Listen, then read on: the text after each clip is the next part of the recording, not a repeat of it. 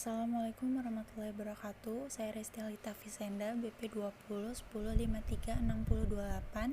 Pada kesempatan kali ini akan menjelaskan mengenai penelitian akuntansi di Indonesia dalam bingkai perspektif New Accounting History atau NAH. Baiklah, langsung saja. Sebelumnya kita dapat mengetahui bahwa sejarah merupakan bagian dari kehidupan manusia yang tidak bisa dilepaskan. Jadi dalam akuntansi ini ada dua pendekatan dalam meneliti sejarah akuntansi, yaitu pertama pendekatan tradisional accounting history dan new accounting history. Pendekatan tradisional memandang bahwa akuntansi merupakan fenomena teknis yang independen atau berdiri sendiri dan terpisah dari lingkungan sosial yang dipraktikkan sehingga sifatnya adalah historis. Sedangkan new accounting history memandang bahwa akuntansi merupakan sebuah ilmu pengetahuan yang muncul, berkembang, dan berubah seiring dengan dinamika lingkungan sosialnya. Penelitian pertama yang akan kita bahas yaitu titik awal dimulainya penulisan sejarah akuntansi dengan menggunakan pendekatan New Accounting History ini bisa dilihat dari penelitian Sukarsono dan Gafkin yang berjudul Power Knowledge in Accounting, Some Analysis and Thought in Social, Political, and Economic Force in Accounting and Profession in Indonesia. Jadi pendekatan power knowledge ini digunakan sebagai alat analisis untuk dapat menguak bagaimana suatu peristiwa dapat muncul pada periode waktu tertentu.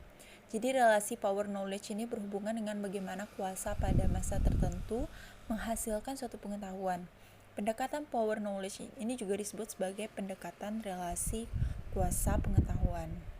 Sukarsono juga menyebutkan bahwa awal kemunculan profesi akuntansi dan kantor akuntan publik di Indonesia tidak terlepas dari rangkaian pengaruh dari perkembangan profesi akuntan di Eropa, terutama Belanda dan di Inggris. Penelitian selanjutnya dilakukan oleh Sukarsono berjudul The Genesis of Accounting in Indonesia in the Early of 17th Century dengan menggunakan pendekatan arkeologi pengetahuan yang dipopulerkan oleh Michael Foucault sebagai alat analisis untuk dapat menemukan titik awal munculnya pencatatan berpasangan di Indonesia sebagai suatu bukti eksistensi akuntansi pada awal abad ke-17 di Indonesia.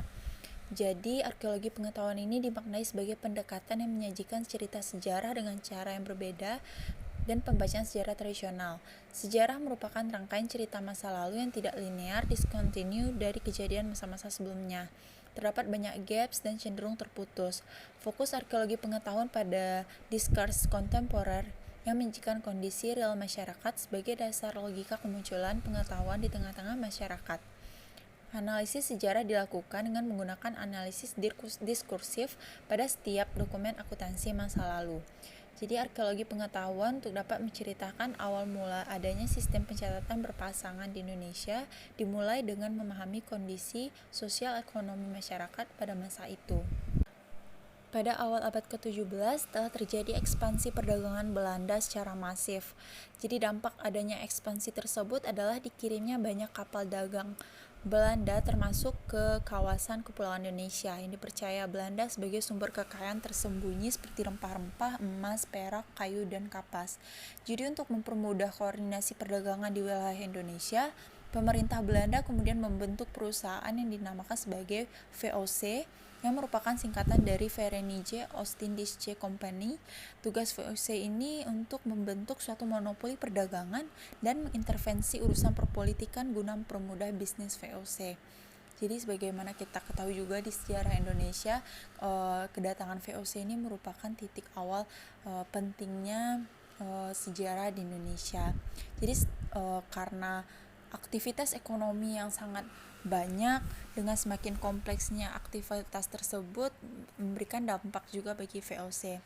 Hal yang paling dominan adalah bertambahnya kekayaan VOC karena aktivitas perdagangan yang semakin ramai, yang menimbulkan masalah administrasi keuangan dan pengelolaan kekayaan. Dari titik inilah kemudian pembukuan akuntansi sangat diperlukan untuk menangani permasalahan tersebut. Pembukuan sendiri digunakan untuk melakukan perencanaan pendapatan dan pengeluaran yang tepat, kepentingan akuntabilitas atau pertanggungjawaban pengelolaan sumber daya perusahaan, dan untuk fungsi pelaporan pada anggota VOC. Sistem pembukuan yang pertama kali dilakukan oleh VOC bukanlah suatu sistem pembukuan yang kompleks, Namun sistem yang sangat sederhana dengan menggunakan single entry bookkeeping yang digunakan untuk melakukan pengorganisasian untuk mengatur pengeluaran dengan masalah penggajian dari personil VOC. Dalam perkembangannya, kemudian muncullah pembukuan dengan menggunakan double entry bookkeeping. Awal dari perkembangan double entry bookkeeping ini muncul karena adanya perubahan kebijakan mengenai tata laksana administrasi dan keuangan. Untuk mempelancar kebijakan ini, pemerintah Belanda kemudian menunjuk seorang gubernur jenderal Peter sebagai penanggung jawab. Dan bersamaan dengan itu, sistem pembukuan double entry bookkeeping mulai digunakan untuk kepentingan pelaporan keuangan perusahaan. Jadi double entry waktu zaman itu berbeda dengan double entry zaman sekarang, karena waktu itu belum ada akun modal atau akun utang rugi yang efektif. Jadi akun-akun tersebut dibuat sangat sederhana dan tidak ada akun tambahan untuk kerugian dan keuntungan secara konsisten dari berbagai akun perdagangan. Istilah debit kredit muncul pertama kali di neraca yang digunakan di Batavia tahun 1961. Penelitian selanjutnya yaitu pada tahun 1995, Sukarsono bersama dengan Gav Gien, seorang profesor dari University of Wollongong, kembali melakukan penelitian sejarah akuntansi di Indonesia dengan judul Accounting, Colonial Capitals and Liberal Order, The Case of Accounting History in Indonesia During the Dutch Colonial Period of the Mid to end of 19th century. Jadi pada penelitian ini menyatakan bahwa adanya perubahan radikal pada kebijakan keuangan dan modal pemerintah Belanda pada saat itu juga ternyata makin menyokong posisi kolonialisme Belanda pada perekonomian Indonesia. Jadi sejalan dengan perkembangan tersebut, kebutuhan untuk menambah sumber daya manusia juga semakin meningkat, terutama pada saat pemerintah Jepang yang berkuasa di Indonesia. Pada saat itu, lowongan kursus pendidikan akuntansi ditawarkan oleh pemerintah Jepang untuk memenuhi kebutuhan tenaga kerja. Sukarsono menyebutkan ada sekitar 4 kursus yang ditawarkan oleh pemerintah Jepang.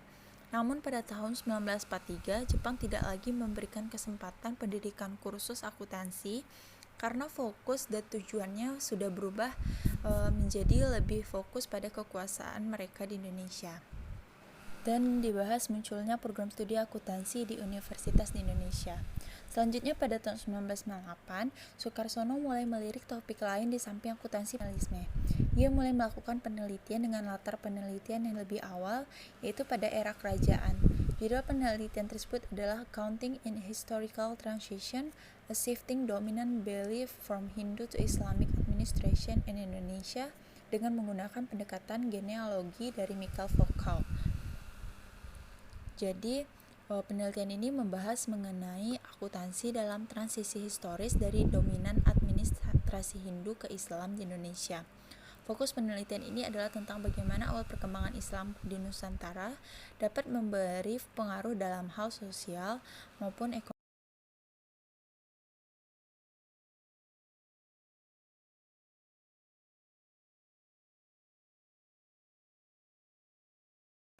Disebutkan bahwa kedatangan Islam saat itu telah membuat penduduk Indonesia memperoleh pengetahuan baru tentang cara penulisan dan penggunaan koin untuk kegiatan transaksi ekonomi. Pada tahun 2019, penelitian sejarah akuntansi selanjutnya dapat dilihat dari penelitian yang dilakukan oleh Widya Ningrum tahun 2019 dengan judul Social Accounting and Ancient Japanese Society, The Case of Borobudur Temple, yang bercerita mengenai akuntansi sosial pada masyarakat Jawa kuno dilihat melalui kasus Candi Borobudur. Jadi penelitian ini menggunakan pendekatan kualitatif dan interpretatif.